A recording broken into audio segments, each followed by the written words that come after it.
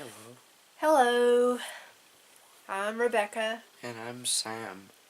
So, happy Halloween, sort of. We're almost there. We've only got one more day to One more Halloween. day. Well, trick-or-treating's tomorrow, but technically Halloween isn't until Wednesday. They rescheduled it because people here go to church on Wednesdays. They didn't want trick-or-treating to conflict with church. So, with it being so close to Halloween, wanted to take the time to tell a ghost story. This is a real ghost story. It happened to us. I did write a book about it.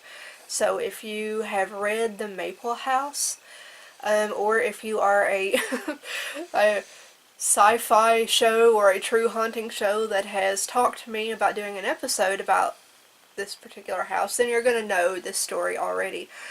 I think the main difference is we've never actually talked about it, right? Bits and pieces here and there, but we've never actually sat down and told the story about what happened in it. So we kind of wanted to do that, and I wanted to get Sam involved because he lived it. He lived in the house when everything was going on. And here's something that many of you don't know. You get to the end of the Maple House and it says that, we moved and we left when my daughter was born, right before my daughter was born. That's true. What some of you don't know is we went back. Like, we are still in that house. It's been 8 years since our little boy died. It's been 8 years since the worst of what happened. But we've actually been back in the house for like 2 years. 3. I think it'll be 3 years this November. Yeah.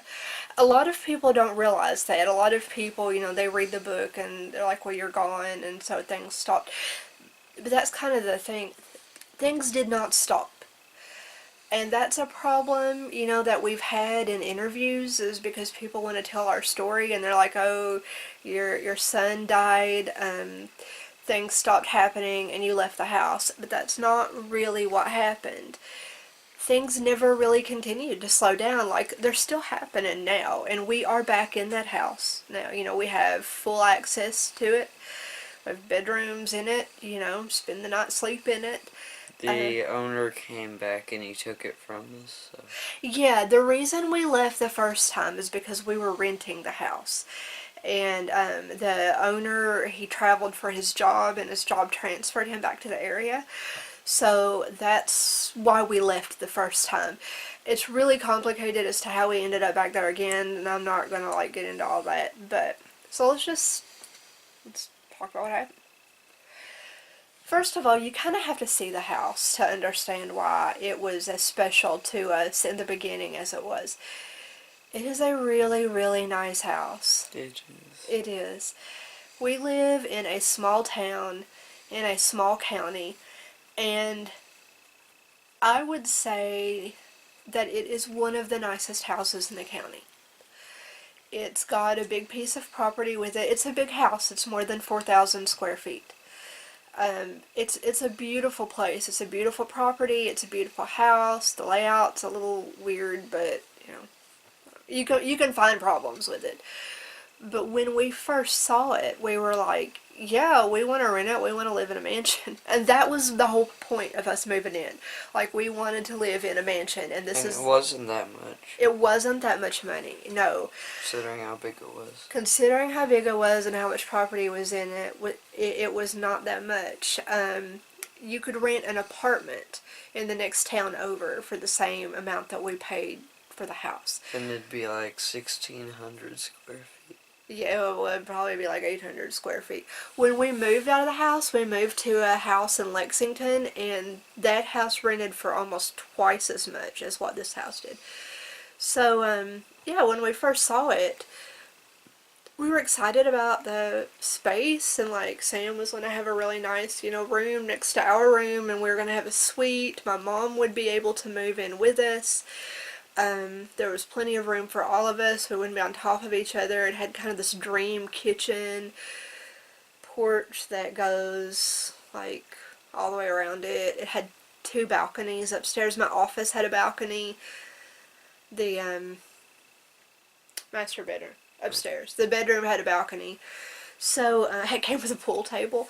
So yeah, like when we first moved in, we were really, really excited. Like it kind of felt like we'd made it, because even though we weren't buying the house, it was still the nicest place we'd ever lived. And we were really happy there for like the first 6 months. I mean, and people ask like, when did things start getting weird? I would say almost immediately. Like things got weird from the moment that we moved in. But not like big things as in Not like scary things even. just like things that you could have done but you thought Right, yeah. otherwise. Yeah, because in the beginning some of the things that happened were easily explained by rational things, or Something moved. something would move and across the room, but we wouldn't see it move. We would leave a room and we would come back and it would be somewhere else, so we would blame each other. The house was on top of a mountain, and there weren't any neighbors like around it, but we were on top of a mountain. And I think the first thing that happened that made us think we might be dealing with the paranormal was we were hearing Native American music at night. Chanting, the beating of drums, singing. I stay up all night. I still stay up all night. I would stay up all night working because I worked from home. I'm a writer. So I would stay up in my office and I would be typing and stuff. And for a long time, like probably maybe even a month, a few weeks, a month, I would hear this music at night, and it wasn't scary, and it wasn't super loud. Like sometimes I'd think I was just hearing things. But as time went on, it became more and more like detailed, and you could definitely tell that it was chanting. I couldn't understand the language, which is why I thought, it had that sort of Native American rhythm, that cadence. But I thought it may have been coming from down in the valley somewhere. That somebody down somewhere in the county was outside playing music or something, and because of where we were located, like it was drifting in, like up the mountain. And then... And it got distorted? Yeah, and it got distorted because I couldn't tell like what direction it was coming from. And then I thought, because my mom gets up and down a lot during the night, I thought it was her downstairs watching something on TV. So I never, like, looked for the source. I never, like, got up and walked around, like, oh, where's this coming from, or anything like that. Until about a month later. And it was so loud that it was distracting me. And that was the first time that it happened. It was so loud and it was so clear that I was certain his grandmother was downstairs watching something on television. And the living room is this really big open space, and It echoes. Yeah, it echoes. It's got 20-foot ceilings and a balcony upstairs that looks down over into it, and my office was down the hall. So I got up and I started walking down the hall, fully expecting to hear the sound get louder and louder, and it didn't. I got to the balcony and I looked over, and the living room was dark. So, I kind of stopped, like, well, that's obviously not what that was. But then I heard what sounded like my mom up walking around. So I went on downstairs and I found her in her room, and she was laying in bed. She was not up walking around. And I was like, did you hear that? And Mom's like, the music? And I said, yeah. And she goes, yeah, I thought that was you listening to the radio upstairs. And I said, I thought that was you listening to the TV down here. So then we were the only two up in the house. We were in her bedroom together, and we could still hear it. So we walked to the front door and we opened the door. Nothing. We went outside, we walked around on the balcony and stuff all the way around the front of the house. The porch goes from one end all the way to the other, goes around the corner. Nothing. Couldn't hear a thing. Went back inside, closed the door, heard it again. Now, Mom and I have had sort of these situations in the past, so we just looked at each other and we laughed and we were like, ha ha, the house is haunted, ha ha ha. And that was it. Like, we weren't scared. Like, it was... And it's not a cliche thing. Like, it's buried on an Indian burial site. After, at that Oh point, God, it is, isn't it? I we What have don't you know gotten though. us into, woman? We don't know that. When that happened, I did start doing research on it, and I found I couldn't find any proof that it was buried on an Indian burial site, but what I did find is that the area had some skirmishes, like some Native American fighting there. So I thought there was a very good chance that maybe there were some unofficial burials. But again, it wasn't scary. It was unnerving and it was unsettling, but it wasn't like scary. We would hear things. I would be home during myself during the day. I would hear banging on the front door. And being home alone, and my phone didn't always have a signal. Sometimes I would be kind of leery of checking the door and stuff. But I would look out. There'd be no vehicles there. I'd look out all the windows. I wouldn't see anybody. The banging would just bang, bang, bang, bang, bang. It would go on forever. And sometimes I would go down to the door and nobody would be there. But you try to explain that off too, as it's just somebody playing a prank. They know I'm home by myself, or they don't like the owner, and they don't know that he doesn't live here anymore. So I locked the doors, which is not something I normally do, but I wasn't afraid. And then things started moving. And Like, big things. Like, big not things you're like, whoops, I dropped it. big things started moving. Fans, lamps. I heard a really loud noise in the kitchen one afternoon. I went down there to check, and all the cabinet doors were standing wide open. The doors to the house were closed and locked. That scared me. It made me think that somebody may actually be in there with me.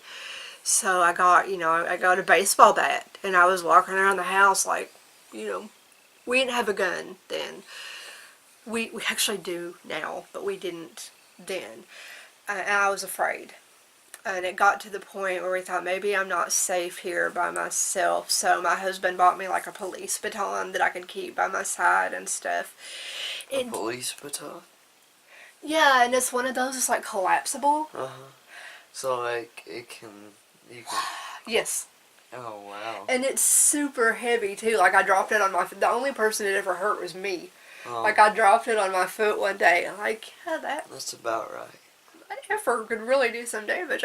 I told my husband I wanted a gun, and so he ordered me a police baton. Like, you realize I'd have to be right on top of somebody. This isn't England. Guns are permitted here. We're not going to get into the whole gun conversation. But yeah, I did get nervous enough that I thought it was a person doing these things, and that scared me. Like, it's been a couple of months. Why are they still bugging me? And this is kind of what makes this house different from other haunted houses that I've written about. We weren't seeing ghosts. We weren't hearing like disembodied voices at night. The way that the haunting here started was bad things started happening. Within weeks of moving in, our car, which had had no previous trouble in the past, my husband was driving it to work, didn't even make it off our road. It just stopped. It just died. A couple of days later, it happened to my mom's car, and hers was kind of new. And we just started having bad luck like that. Things quit working.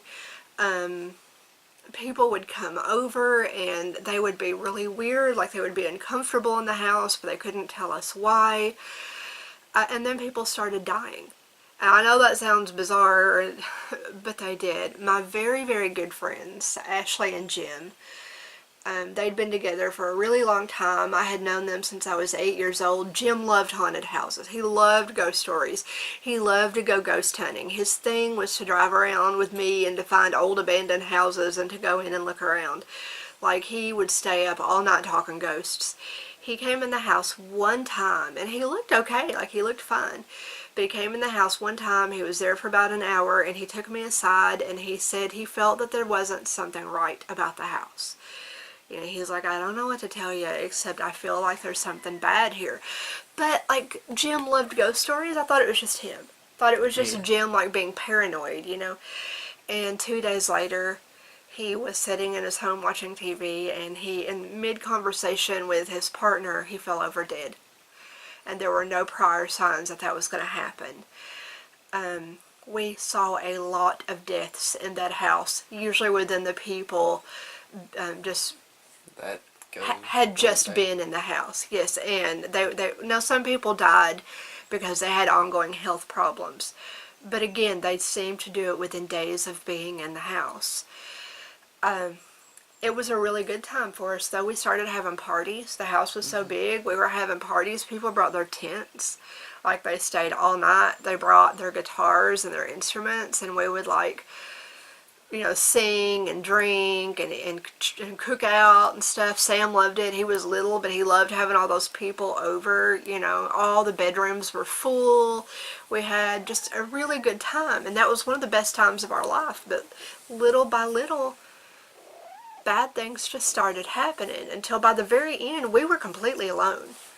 We were in that house, like, what felt like prisoners of that house. We'd lost almost all of our friends. Our family had either stopped coming around or they were dead. Or dead and gone. Or dead and were just gone. It's really hard to tell this from beginning to end because things didn't necessarily escalate. There's always a catch. There was, you know, when you're watching a horror movie, like it starts out with something small and then something bigger happens and then bigger and bigger and bigger. That's not the way it was living there.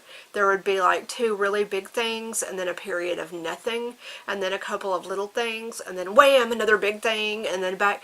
I mean, the reality of a haunted house is it's not 24/7 badness.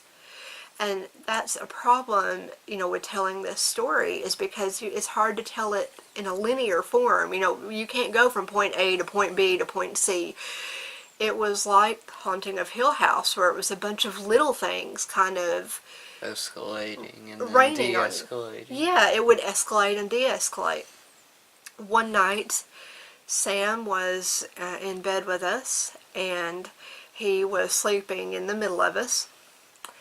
And all of a sudden, he woke up and he pointed to the corner of the room and he woke me up. Without screaming, by the way, which was normal for me. Yeah, at that time he was having night terrors too. But he woke me up very calmly, pointed to the corner of the room and said, "Mommy, who's that bad man?" And I opened my eyes and I looked and I didn't see anybody. And but I didn't want to make him feel like, you know, he was being silly. So I said, "Who? What bad man?" And he was like, "That bad man right there." And I'm looking and I said, "Well, honey, I don't see anything. Can you tell me what he's doing?" "No, he's just standing there looking at me." "Can you tell me exactly where he is?" "Yeah, he's in the corner right there." So I'm looking and trying to think, like, I was a family therapist for a while, so I'm trying to think of like what I could ask him to get more information. So I go, "Can you describe how he looks?" And this was the weird thing. He goes, "It looks just like me, but grown up." He said, "He looks a little bit like me, but grown up." And for some reason, that scared me more than just about anything he could have said. I mean, he didn't describe a monster. He didn't describe someone that we know or someone he'd seen on TV. He literally described himself and used the words, "He looks like me." So I lean over to my husband and I wake him up. I'm like, "Pete, Sam sees something." Yeah. I'm trying to wake my husband up. "Pete. Pete. Yeah. Pete. Pete, wake up!" Yeah, this is an actual recreation of me trying to wake my husband up. He pretends that he's awake, but he's not. Well, Yep, I'll do that in a couple hours. I finally woke him up, and he looked, and he didn't see anything either. And this went on for a very long time. I finally got up, and I turned the light on, and nobody was there. Sam wasn't really scared. He was confused. But he still insisted days later, weeks later, that he saw someone who looked just like him standing in the corner. You know, another night we were in bed, and I was in bed by myself. No, sorry. I was in bed with my husband. Sam was not in bed with us. He was in his bedroom, which was the next door down, kind of around the corner. Sure. Something woke me up, and I don't know what it was. but there was this big picture of me and Pete and Sam, and it was hanging on the bedroom wall across from the bed. Like I could see it from where I was lying. Something woke me up, and it startled me. I sat straight up in bed, my eyes open, and all of a sudden I saw this little round ball of light, and it was opaque, like I couldn't see through it, and it seemed to be bouncing around the room. It would start at one side, and then it would whiz to the other side and go back, and then it would go up, and then it would go down, and then it would kind of go around a little bit. I mean, it was kind of fascinating watching it. And my first thought was, well, there's a headlight out there and I'm getting the reflection of a car. You know, there's no road around the house. There's no way there was a car. And I mean, a car could have been coming up on this. I mean, a car could have been on our driveway and the headlights would not have been seen in our bedroom. But I lay there and I watched and I watched. It didn't occur to me to be afraid. It was just weird. But it was like it was looking for something. And then all of a sudden, it paused in the middle of the air, like it looked, and then it went straight to that family picture of us, and it illuminated Sam's face. It landed right on Sam's face, like the rest of the picture was dark, and all I could see was his little baby head. The light stayed there for about 3 seconds, and then it bounced off.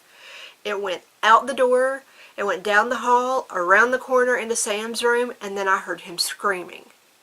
So I jumped out of bed and I ran in there, and there is only what I can describe as a mist or a thick fog on the floor of the bedroom. I did look outside later and it was foggy outside, so I thought maybe the window had been open a little bit and there was some dampness and it came in. But at that moment all I saw was the fog on Sam's floor and him sitting up in bed screaming. I picked him up, I ran back down the hall with him. He slept with us after that. Sometimes he still sleeps with us. That was 10 years ago. That scared me. I felt like Sam had been targeted. We had... Targeted by the little ball of light. Targeted by the little ball of light, yes.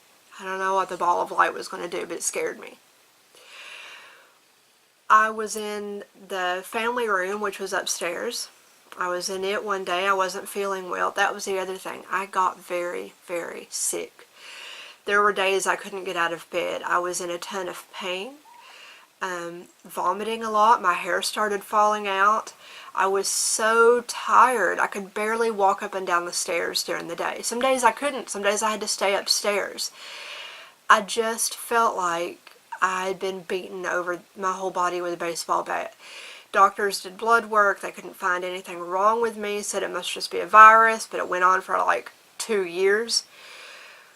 One day I was in the pool room where the pool table was, and I was laying on the couch watching TV. I thought my whole family was outside. Suddenly I heard footsteps coming down the hall. They stopped right outside the family room door. There was a scratching at the door, and then I watched as the doorknob turned, and the door very slowly pushed itself open. I thought it was Sam coming in to play a trick on me. So I pretended to hide. I covered my head up on the couch. I'm like, I want to scare him. I never heard another sound. I didn't hear anybody else walking back down the hallway. Didn't hear anybody leave. I stayed there for about 30 seconds. When I didn't hear Sam, I jumped up. I ran to the door. Nobody was there. I went to the back of the house and I looked out the window, and Sam and Mom and Pete were all in the backyard having a picnic. I was the only one in the house. I went back to the family room, I pulled the door to, I laid back down, and the same thing happened again. Little things like that. And they were scary. See, those were the little things to me. But they were scary. And they seemed to happen all the time. Explain that, you scientists. We had no cats at that time. We didn't have any indoor animals at that this time. one, though. We did get a puppy, Louie, and Yellow. We got 2 dogs, and we came home one day and found both of them dead in the living room. No apparent cause. The vet couldn't tell us what happened. They'd been perfectly fine when we'd left a few hours earlier. We don't know what killed them. That happened. Favorite doggy. Sam's favorite dog. Louie was his dog. happened to some of the cats too. Our animals were falling over dead and there was no explanation for it. We had people who would come and stay with us and they would get very ill during their stay. The minute they got home, they would be fine. They would talk about feeling better as soon as they left the house. And of course the worst thing, which is what, a lot of people sort of associate with this house, is I did get pregnant with my youngest son, Toby, and it was a horrendous pregnancy. My pregnancy with Sam wasn't easy. I have Ehlers-Danlos syndrome, which is a connective tissue disorder. It makes pregnancy very hard on the body. But his pregnancy was a cakewalk compared to Toby's. If there was anything that could go wrong in a pregnancy, it went wrong with mine. And, I spent a lot of time in the hospital. It culminated in a complete placental abruption, which sent me into immediate hemorrhage. He was born 8 weeks early. It almost killed us both. If we hadn't happened to be in Lexington at the time I had the abruption, if we hadn't just been 2 blocks from the hospital, and it was all a fluke that we both would have died. We wouldn't have made it to our hospital in time. We were 20 minutes away. The nurses, the doctors, PICU, all of them said that it was a miracle that he survived, that he was born through that. They said it was great that I was still alive too. I was scared, but he was there. Yeah, woohoo! I was scared, but he was there. And I'm like, okay, things can only get better from here on out. He did fine in the hospital, no problems. We took him home. I started feeling worse. Actually, I was doing pretty well in the hospital. Got back home, I was feeling worse. I had to have blood transfusions. About 5 or 6 weeks into Toby's life, he started acting weird. Like there was something wrong with him. We took him to a family wedding. At 6 weeks old, we took him to a family wedding. He cried nonstop, and my aunts and cousins were carrying him around, and they were trying to give him medicine for acid reflux and stuff. And finally, my Aunt Fran said, "Rebecca, there's something wrong with this baby." And I said, "I know, I've had him to the doctor, but they say he's fine." These are people who'd been around kids their whole lives, and they knew something was wrong. A week later, we put him down for bedtime, gave him his bottle, and he never woke up. He died in my office, where he had an extra crib. We later found out that another baby had also died on the exact same day 5 years earlier in that room. That is not something that we've been able to explain. After Toby died, I got pregnant with Iris. We went through the exact same thing again. Really bad pregnancy. We almost lost her several times. I had another abruption, partial abruption. At the end of her pregnancy, we moved out of the house. Things got fine. Kicked. What? Kicked. Yeah, well. Yeah. We moved out of the house at the end of her pregnancy, and the last few weeks of it was smooth sailing. It was okay. Didn't have any other problems. I honestly felt like my kids were being targeted, and that's why the night that I saw the ball of light focus in on his face, that's why I put him in bed with me, because that was after Toby's death, and I didn't let him sleep on his own after that. I felt like one by one we were all being targeted. I felt like I was losing my damn mind. I got agoraphobic. I was afraid to leave the house. I've never been like that before. This woman was agoraphobic. That's not I possible. was a travel writer. I used to do solo trips across Europe to review hostels and restaurants. I was gone more than I was home. I hated staying home. Suddenly, I couldn't even leave my own house. We had weird infestations one after the other. We had an infestation of scorpions. Scorpions. We had an infestation of wasps to the point we couldn't leave the house. They swarmed all of our doors and windows. They came in and sprayed. They brought the exterminator. They brought, the pest person, everybody. Nobody could figure out where the wasps were coming from. There were thousands and thousands everywhere. My husband couldn't even go to work one day. It was bad. Animals, we couldn't keep them alive there. We went from never losing a pet to not being able to keep any alive. We were sick. My mom had 3 strokes in the house. My dad had 2 heart attacks. We lost our son. We lost my mother-in-law. We lost my husband's grandmother. All within a couple of weeks of each other. My husband lost his job. It was, if anything bad could happen, people stopped hanging out with us. They stopped writing us. They stopped coming over because we were too much work for them. We were too much drama. I know people hated to read my Facebook status because it was one bad thing after another after another.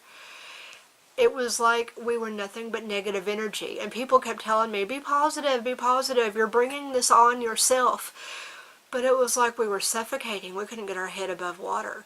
Everything that could happen in that house happened. Felt like we were constantly being watched.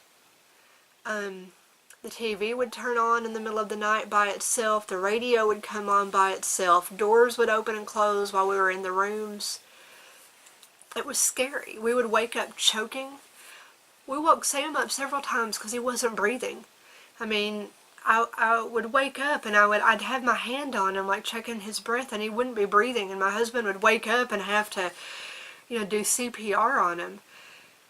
I felt like something was trying to kill all of us. My aunt came and spent the night. She slept in my mom's bed with her. She woke up in the middle of the night and she saw a man in a top hat standing in the bedroom door. And Nanny saw that, didn't she? Nanny saw it on another time. Yeah, my aunt said as she watched, the man just slowly sat down on the floor. He was watching her. My family, not being strangers to paranormal activity, my Aunt Jane was like, well, I saw him and I thought, hey, he's not coming in here, so he's probably not going to hurt me. She just went back to sleep. My Aunt Wilma came and stayed with us. She said she felt like somebody was choking her in the middle of the night. She woke up, nobody was there, and she was gasping for breath. She said the whole time she was there, she felt like someone was following her through the house. People encouraged us to set up video cameras and try to catch things, and we would, but whole blocks of time would be missing. Like you would hear a noise on the camera, and then all of a sudden the camera would stop recording, and then it would pick up 4 hours later again, with this big chunk of time missing. 4 hours? 4 hours. We had a psychic come in and go through the house. They said that they felt like there was really bad energy, that the house was built on top of something, not like the Indian burial ground thing, but that it was built on top of an energy vortex. So, a bad thing would happen to us in the house, and then the house would gain a new bad memory, and that would build its negativity even more. So it was kind of this catch-22. It was making bad things happen, but then the bad things that happened was giving it more power. And that's the way that we felt there. I cried when I left. I didn't want to leave. I mean, it had that much of a grip on me. I knew we needed to get out of there, but the thought of leaving was terrifying because it was almost like everyone's ghost or presence is there. We felt like we were part of the house. And that's why we went back to it. I wasn't finished with the house, and I needed to know what was there. I needed to know what was going on in it. I wanted to investigate it, and I wanted to try to gain some kind of control over it, and that sounds crazy. Don't spend a lot of time in it. Mom spends more time there than any of us. We don't spend... Unless you want to somehow get hit by a B-27 airline. I mean, after everything else that's happened, that seems to be the thing that's going to happen to you. Moved back into the house and my book sales immediately dropped. My husband lost his classes at the university where he was teaching. We've lost all of our money. We lost all of our savings through 2 different things: identity theft and another incident with a medical problem that took everything else. Didn't we lose Lucy through that time? Our good dog, Sam's dog, died. Again. Yeah, we got him a new dog, and she died too. I sleep there, and I have such awful nightmares that I will literally get up in the middle of the night at 3 in the morning and drive back to Palmer. She did. I did. She did. Woke up, woke my mom up and said, I've got to go, can't sleep here. Got in the car, I hightailed it down the hall as fast as I could move, got in the car and drove back. 3 o'clock in the morning. The house wakes me up at 3:15. I never have to look at a clock. If I wake up in the middle of the night, I automatically know it's 3:15. I don't know why, but it happens. Sam does too. I used to forever here. Yeah. Like it was weird. What What time is it? 3:15, 3:10 Always. through 3:22. Hey Yoda. We got a ghost hunting app, and the first day we had it, we walked around the house, and the first words that it said was Indian and singing and a ritual. And that's great, isn't it? And that was 4 years after my book came out, where I'd already written about all of that. There are more stories that happen there. I really wanted to do this video to kind of explain what we thought was going on. I called the house a catalyst. And that's what the original story of the Maple House was called, the catalyst. I don't know that the house caused things to happen, but I believe it creates the perfect storm. If something has a weakness, it seems to be able to find it and manipulate it. If you have a little bit of a health problem, I feel like it'll find it and it will make something come out of that. I love the house. I mean, I don't, no disrespect to people who have been in abusive relationships. I have been in one, and I speak from experience when I say it reminds me of that relationship. On the one hand, you know you need to get out and you need to go far, far away, but on the other hand, at least you know what you're dealing with there. And it becomes this kind of fallback for you, almost comforting. How do you feel there? You know what's gonna happen. You know what you have. There's nothing new It's like you hate it so much, but you also love it. When good things happen, they're really good, and when bad things happen, they're really terrible. I don't think it's a house that if you walked in through the front door, you would feel be like, I feel this presence. Yeah, I'm gonna get out of here. You wouldn't feel that way. I mean, we had 14 Christmas trees up in it one year, and our house was on the county-wide holiday homes tour. People loved it. Just about everybody who's been in that house talk about what a beautiful place it is. It's a gorgeous house. Of course, that's before you get hit by the B-27 bomb. That's before. What was it they say in one of the Jurassic Park sequel? Yeah, it's beautiful. It's great until all the screaming and the deaths and the horror and